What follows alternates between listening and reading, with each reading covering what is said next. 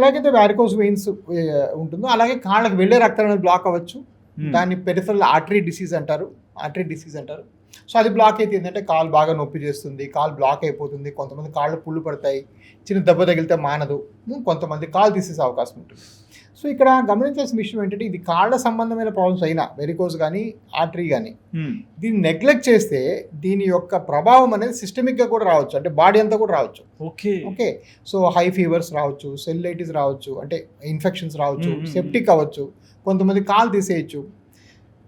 ఎవరికైనా కాలు తీస్తే దాన్ని యాంపుటేషన్ అంటాం. యాంపుటేషన్ అయిన వ్యక్తి తనకెలాగో తన భారం, కానీ తన కింద వేరే పనులు చేసే మరొక ఇద్దరికి భారం అవుతారంటారు.